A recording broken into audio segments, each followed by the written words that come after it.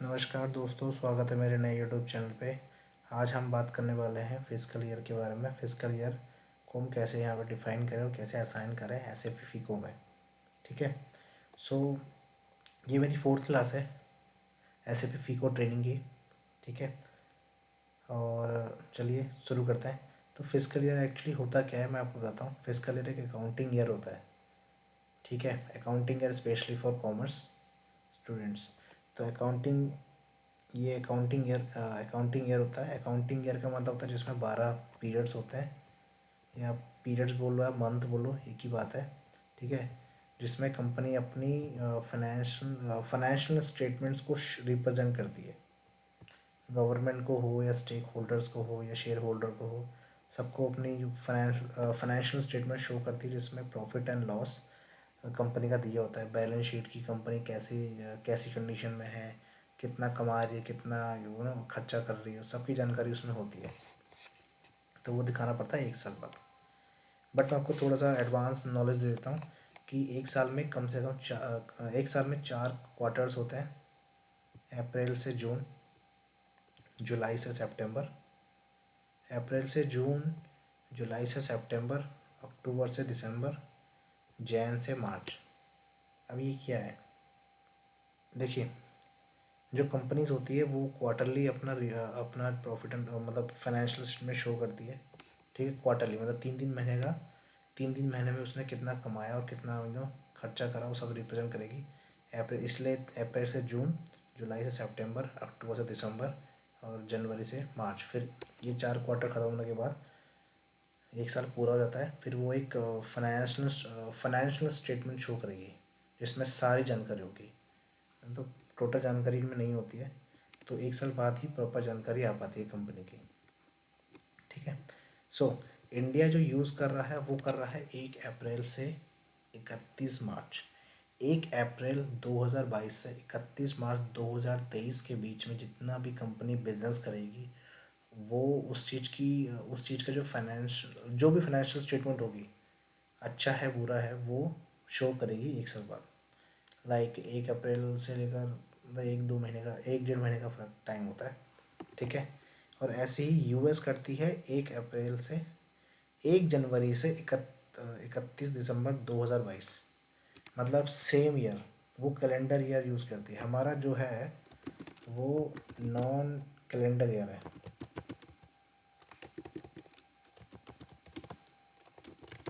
ठीक है।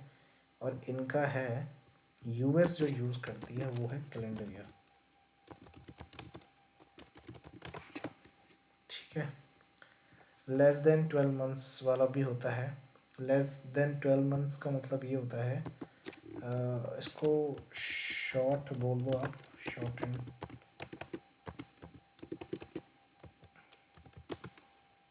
And year.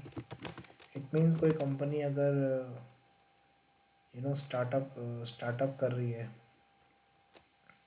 या ये विंटर एरियाज़ में ज़्यादा स्पेशली यूज़ होता है। ओके। तो बेसिकली ज़्यादा ये यूज़ नहीं होता है। जो होता है स्पेशली ये होते हैं दोनों। इंडिया में जैसे इंडिया है, या फिर काफ़ी सारी कंपनीज़ है, काफ़ी सारी कंट्रीज़ है जो यूज़ करती है 1 अप्रैल से 31 मार्च। 1 अप्रैल 2022 से 31 मार्च 2023, मतलब नेक्स्ट ईयर के 3 मंथ्स भी यूज़ होते हैं। ठीक है। बट कुछ कंपनी, जैसे नाटो के अंदर है कुछ कंपनीज़ है, नाटो के अंदर कुछ कंट्रीज़ भी है, कंपनीज़ भी है जो यूज़ करती है 1 जनवरी 2022 से 31 दिसंबर 2022, मीन्स कैलेंडर ईयर यूज़ करती है वो फाइनेंशियल स्टेटमेंट को शो करने के लिए। ठीक है। नाउ पहला है डिफाइन फिजिकल ईयर वेरिएंट। तो डिफाइन करना पड़ेगा कि हम कौन सा यूज़ करेंगे। इंडिया इंडिया वाला यूज़ करेंगे 1 अप्रैल से 31 मार्च, या फिर यूएस वाला 1 जनवरी से 31 दिसंबर। तो तो हम अभी जो हमने कंपनी बनाई है वो इंडिया की कंपनी है, और वो इंडिया में ही अपने ऑपरेशंस को संभालेगी। तो इंडिया जो यूज़ करता है वो करता है 1 अप्रैल से 31 मार्च। तो उसका डिफ़ाइन करने के लिए टी कोड है। देखिए मैं टी कोड दिखाता हूँ। ये OB29 define physical year variant. तो OB29 OB29 मैंने यहाँ पे करा, एंटर किया। नाउ मैं देखिए यहाँ पे लिखा भी था कि इसका वेरिएंट देखिए ये है, इसका वेरिएंट V3 है। इंडिया का 1 अप्रैल से 31 मार्च हम यूज़ करते हैं, तो SAP ने बाय डिफ़ॉल्ट बना रखा है V3 इंडिया का है। V3 का मतलब हुआ इंडिया का नहीं है ये। V3 का मतलब है कि ये नॉन कैलेंडर ईयर है, नॉन कैलेंडर ईयर, ठीक है। और K4 का मतलब होता है कैलेंडर ईयर,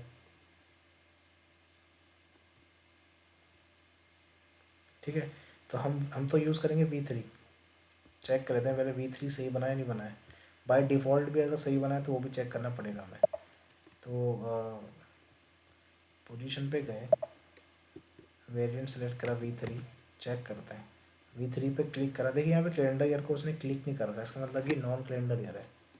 और इसमें 12 मतलब पीरियड्स होते हैं, पोस्टिंग पीरियड्स होते हैं, और 4 स्पेशल पीरियड्स का मतलब देखिए जहाँ तक ये इसलिए होता है कि ऑडिट करने के लिए, या मैनेजमेंट ने कुछ बोला चेंजेस करने के लिए, या मैनेजमेंट ने बोला एडजस्ट करने के लिए, या ऑडिटर ने बोला कुछ एडजस्ट करने के लिए या चेंजेस करने के लिए, तो ये उनके लिए काम आता है। तो इसको सेलेक्ट करके पीरियड्स पे गए और चेक कर लेते हैं। देखिए ये मंथ्स है, ये वाला ऑप्शन, ये 1 2 3 4 5 6 के 12 तक बने होंगे, ठीक है, पूरे 12 महीने हैं। बट इनको ये डेज है कि ये एक है ना जनवरी, तो इसमें 31 दिन, इसमें 28 दिन, 30 दिन, ये वाला ये तो डेज है। बट ये क्या है, पीरियड्स में 10 दे रखा है, 11 12, एक्चुअली क्या है मैं आपको दिखाता हूँ इसमें। देखिए यहाँ से लेकर यहाँ तक ये 2022 का पार्ट है, ठीक है। ये 2022 के हैं, ये 2022 के हैं, ये सारे यहाँ से लेकर यहाँ से लेकर यहाँ तक, ये सब 2022 के पार्ट है। पर जब नेक्स्ट साल लगेगा तो एग्जैक्टली ये 2023 का होगा, ठीक है।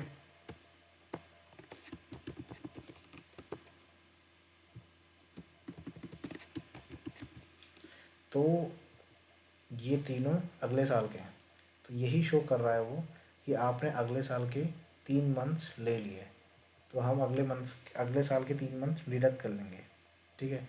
वो सिर्फ ये शो कर रहा है और कुछ नहीं है इसमें, ठीक है। ये हमने सेलेक्ट कर लिया, V3 है, इसे कुछ नहीं करेंगे, बैक आएंगे, मतलब बना हुआ है सब कुछ। बैक आने के बाद नेक्स्ट स्टेप है, असाइन करेंगे कंपनी कोड को फिजिकल ईयर वेरिएंट से OB37, OB37। यहाँ पे पोजीशन पे जाइए, कंपनी कोड 4467, और यहाँ पे लिख दीजिए V3। देखिए V3 लिखते ही देखिए आ गया, ये देखिए अप्रैल से मार्च 4 स्पेशल पीरियड। इसको करने के बाद सिर्फ सेव कर दीजिए आप,